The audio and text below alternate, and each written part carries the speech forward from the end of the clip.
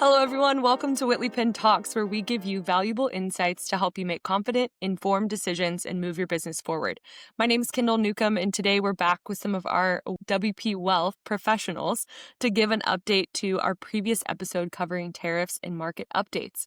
If you did not tune into that episode back in April, I encourage you to do so. It should be linked in the description below. I'm super excited today to get started. We've got two special guests from the WP Wealth team. We have Russ today and Tyler Ayres. Welcome, both of you. Thank you, Kendall. Thanks for having us. Yeah, of course. I'm excited to dive in a little bit more on kind of what's happened with the markets and tariffs and rates and all of that good stuff here in just a bit. But to start, we'll have each of you give a little bit of background on your story, how you got to WP Wealth and what you're doing today. So Brandon, will you kick us off there? Yeah, of course. Thanks for having me. So my name is Brandon Russ. I'm a manager on the WP Wealth team out of our Dallas office. I majored in financial planning in school and started with Whitley Penn right after graduation. I did the first 3 years in the Fort Worth office, but then I've gotten the chance to start to build out that wealth practice here in Dallas. So that's what I've done the last 3.5 years now. Awesome. And when you're not working hard for clients, you actually founded an internal program called NextGen, which is also an awesome thing to be able to say you had a hand in. So love that. Yeah. Yeah, NextGen Council. Tyler, how about you? Give us a little bit of background on your experience and how you got to WP Wealth. Yeah, my name's Tyler Ayres, also a manager here at the Wealth Team, certified financial planner. Been doing this for about 9 years. Started out in the broker-dealer space and made the switch over to Whitley Penn about 3 years ago. I just kind of saw that the space was moving more to consulting, tax advisory, and just that's what clients were wanting. And the conversation was stopping with go see a tax advisor.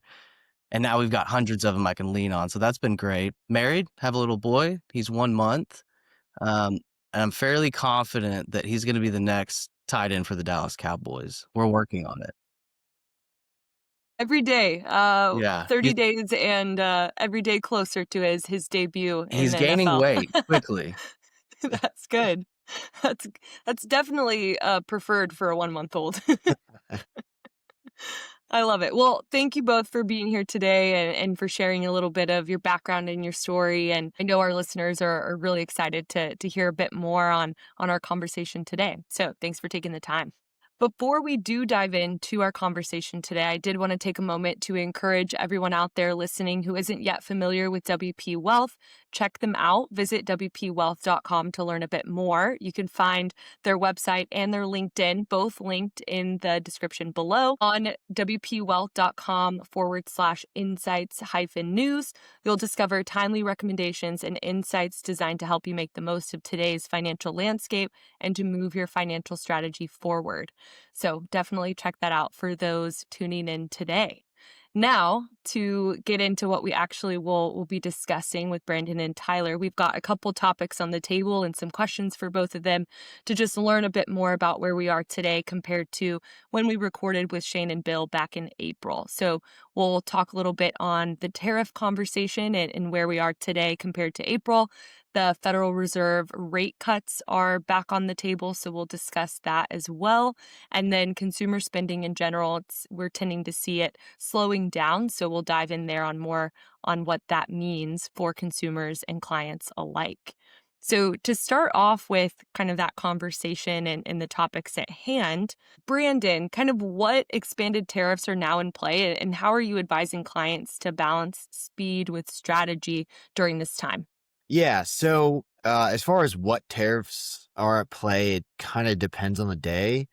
You see one day there are tariffs on a certain sector of the market or a certain country, and then the next day, maybe a trade deal is in place. So, that is up in the air. But as far as, how do we advise our clients to deal with it? We work with a lot of small business owners. And so, small businesses don't really have the luxury that maybe, an Apple or a Microsoft or those large businesses have to wait things out or, be flexible.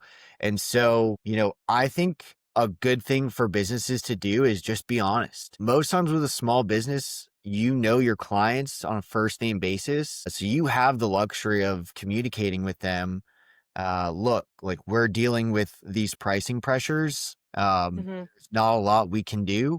And so we have to raise our prices. A lot of customers will probably appreciate your transparency. And Hmm. that's just going to help you build trust and continue to develop that relationship.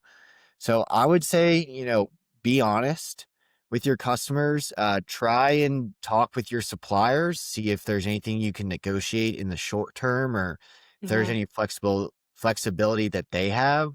But yeah, small businesses are definitely in a lot different world than some of these larger, multinational organizations that are maybe a little better equipped to handle a constantly changing supply chain. Right. Definitely different levels of agility kind of in each scenario there, and ability to pivot quickly in some cases can be a challenge. So for sure.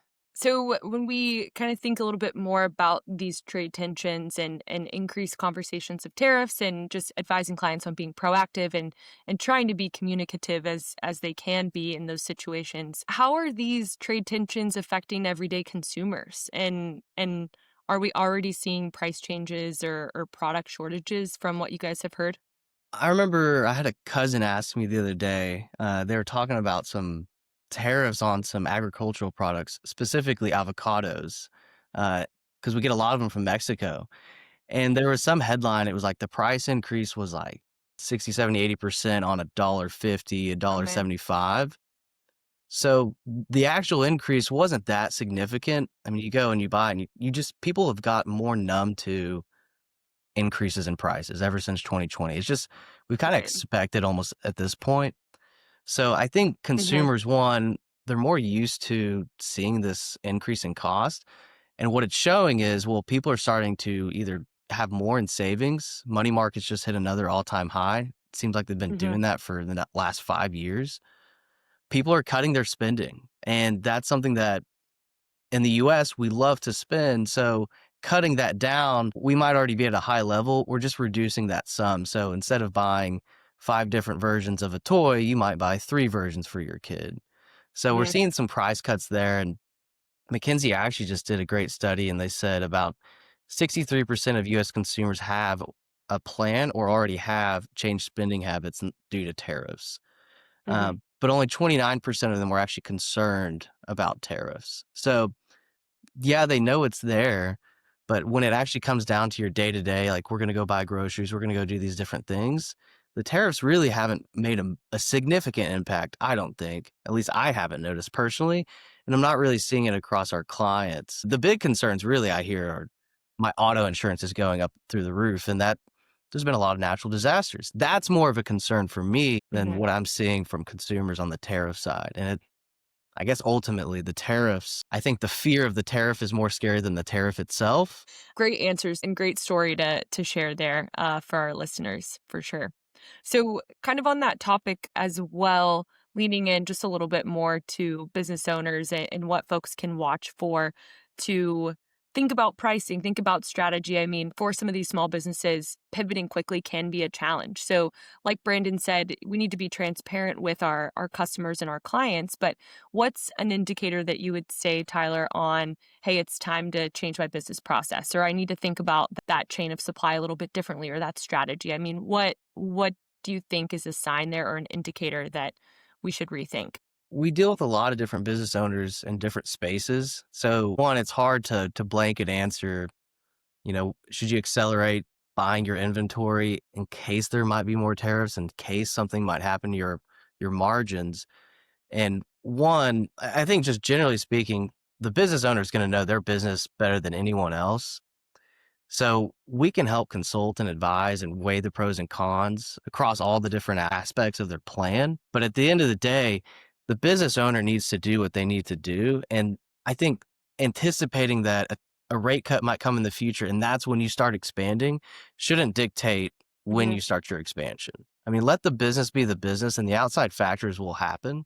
And then we're just going to have to navigate those things. And when you Right. make those decisions, don't delay or rush them, but know that, okay, if rates do get cut or if rates do increase or these tariffs happen, what's option B? What's option C? You've got to look at all the options here and have a plan that can get through all those scenarios. I had a client, he asked about buying some machinery and he said, well, should I do it in December or should I do it in Mhm. January? And we told him, I was like, well, when do you need it?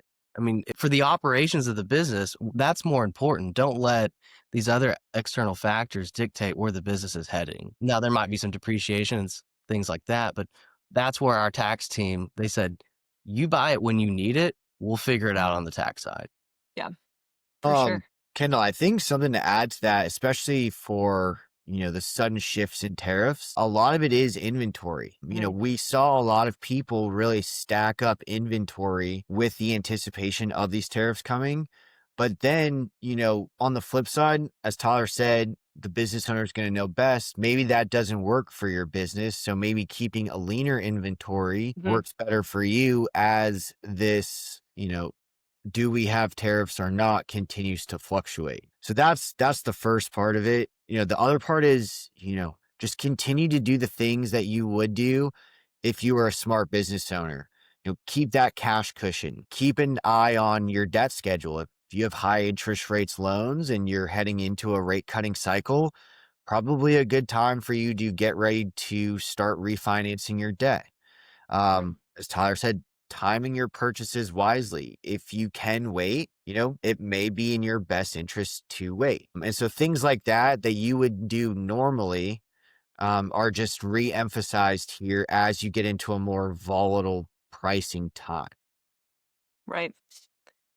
Yeah, and for those listening, Brandon, tell us a little bit more about the current conversation around the Fed cutting rates. What's today's news there? Yeah. So, we actually within the last about week or two, we got our first rate cut of this cycle. And so previously we were kind of sitting in a wait and see period, but now it's gotten to the point where, the Federal Reserve felt comfortable to do it, to finally cut rates. And so we got a 25 basis point rate cut in September of 25.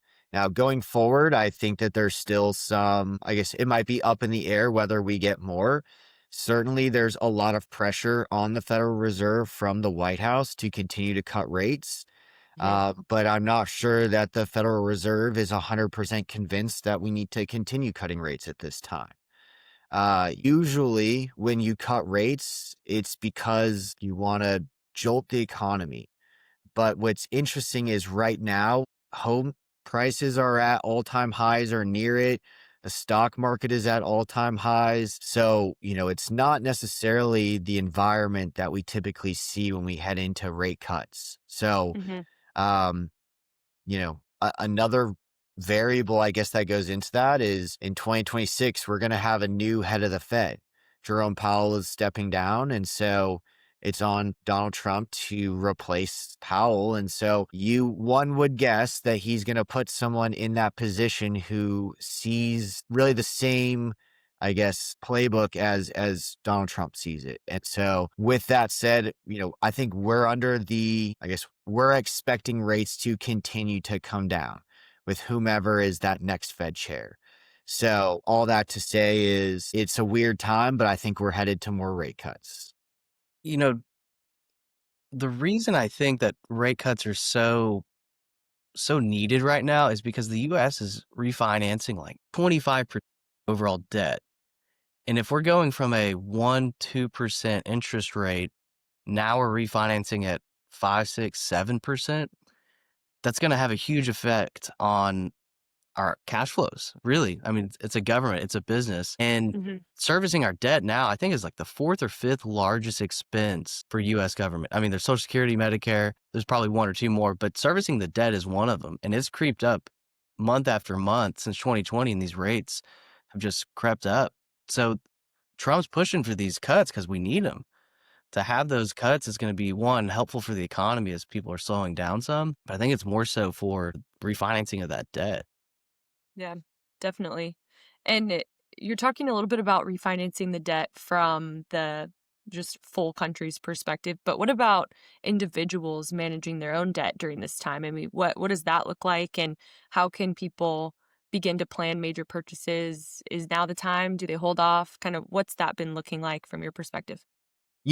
I would say in general, we probably advise our clients to be very mindful of variable rate loans. This would be the exception.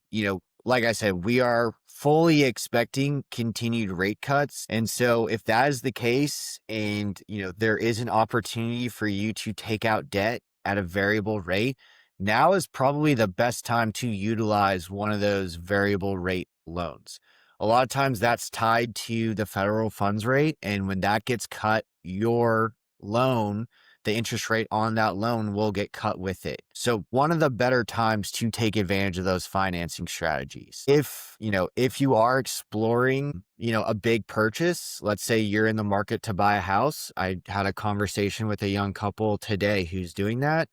Mhm. um, I don't think that where rates sit today should prevent you from doing that. Buying a house, especially your first house, is a rite of passage in the US. And so don't let that prevent you from doing it. A lot of banks or mortgage lenders, they will happily work with you to refinance that debt later. And so that I don't think if you found the home of your dreams, definitely do not wait. Go after it. Go get that home that you want. You can refinance later. So Brandon talked a little bit about his clients that he had just today talking about buying a house, and what would your perspective there be? Just the same, like kind of go for it if you have the perfect deal in front of you, or what do you think, Tyler? Yeah. So, I mean, it's kind of like with the business owner. It's like, don't let the external factors decide your path.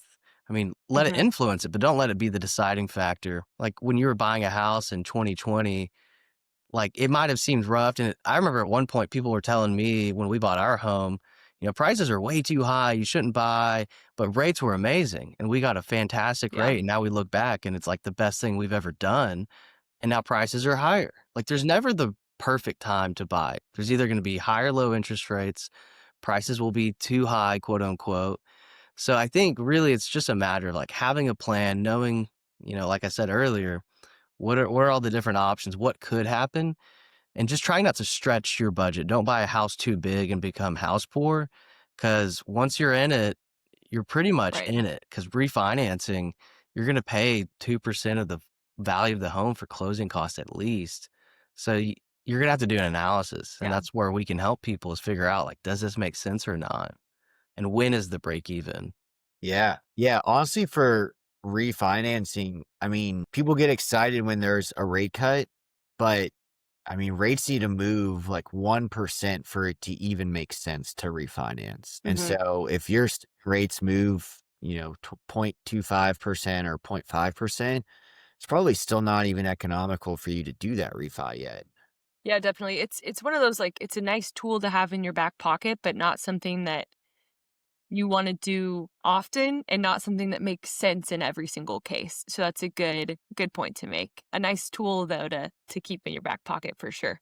Well, kinda next thing that was on our plan to discuss through today was the weakening of the US dollar. So that was a big conversation in April, and as the tariff, I wanna say, threats almost came into the headlines of the news, and lots of conversations were occurring around those. People were starting to look at the dollar and the strength of it at that time. For someone kind of early in their career, how should they think about the dollar strength when planning long-term investments today? And is there an impact? Yeah. I mean, kind of like you said, Kendall, I think, 6 months to a year ago, we were concerned that the dollar was too strong. So, it's kind of like, which way are you concerned about? But, Right. the best thing to do for a weakening dollar is diversification. We are extremely lucky to be living in the time period that we have where you can invest in pretty much any asset class at the tip of your fingers. Like I can get on my iPhone right now and buy a stock that is traded in Germany or whatever. Yeah. Uh, and so you have that ability to really diversify your asset base. And That's a good way to really fight back from a weakening dollar. Another thing would be, inflation hedges. So think gold, or I guess if you're younger, Bitcoin or even real estate. Those are all great hedges for inflation. So, or excuse me, not inflation, but a weakening dollar. Mhm. So just making sure you have a wide variety of different assets, either domestically or abroad, but just, don't only hold US securities. Right. And is there any, aside from calling both of you, is there anything that people can read and keep up with that would point them in the right direction on where internationally to start to look? That's a good question. I would say, the same places that you would get news for domestic investments. So the Wall Street Journal or Motley Fool or anything like that. Definitely with a registered investment advisor or CFP or someone like Tyler and I. Brandon, thanks for elaborating a bit there on the dollar and kind of what that means in conversations around where to invest and how to further diversify. Definitely helpful for our listeners. Tyler, when we're kind of thinking about how individuals can protect their overall financial health and spending habits during periods of economic downturn or general uncertainty, what are your tips there for individuals and people listening today? It's the hardest part is knowing what you're spending your money on, because we all think we spend less than we do until you actually track it or go back and look at a credit card statement. Uh, but if you can, I mean, you don't have to detail a budget and say, I'm going to spend only $500 a month on golf, or 300, 800 going out to eat. But just have a number in mind, like, I'm going to spend X amount and it doesn't really matter what it's on. And I'm going to save 20, 30, 40% of my income. And as long as you're doing that, you can spend every other penny you have left. A lot of the theme of this conversation has been, you can control what you can control, and there's things that are out of Right. your control. And you can tighten a budget, Mhm. you can know how much you're spending, you can improve yourself by studying, working harder, providing new ideas to the company, whatever it might be. And that's going to improve your career path, your income. But all those external factors, I mean, it's going to happen. There's always going to be something. So you just got to Mhm. control your household, your corner, in order to make Yeah, that progress you want to see. Also, don't be emotional with financial decisions. We say it all the time in investing, but spending and saving is the same as thing. Don't freak out, don't panic. There's always someone that can help you or that you can talk to. So again, can't stress it enough. Consult an advisor. definitely. And that brings us right to our kind of wrap up there. So as people are preparing for year-end planning, just as you said, Brandon, and starting to think about what some of these market factors mean for them or what controlling what's right in front of them looks like, what's the best way for people to get in touch with either of you? Yeah. Reach out to us on LinkedIn, shoot us an email. I think you can find us through our website. You can show up at the Dallas office. I'll be here. Um, Tyler's, how can people find you at the golf course? No, in the sand bunker, in the trees. Yeah. Yeah. We're over here in Fort Worth, and we'll be in San Antonio, Houston, Austin. But yeah, an email, a phone call, lunch, whatever it might be. Awesome. Well, thank you both for your time today. And for those listening, if you enjoyed today's episode, be sure to subscribe on YouTube, Spotify, Apple, or listen right on our website at whitleypenn.com/podcasts or on WPWealth.com, just the same. If you're interested in receiving our episodes straight to your inbox, along with other market updates, check the link in the description to sign up for our email list. Thank you again to both of you, Tyler and Brandon, for your time, and I hope everyone has a wonderful rest of their day. Thanks, guys.